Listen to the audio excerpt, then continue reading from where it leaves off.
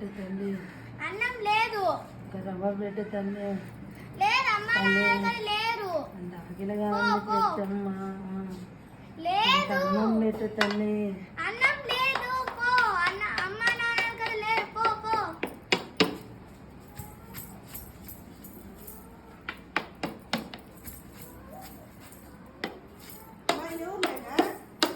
ఎవరుమా పిచ్చామి అన్నం కోసం కావాలంట.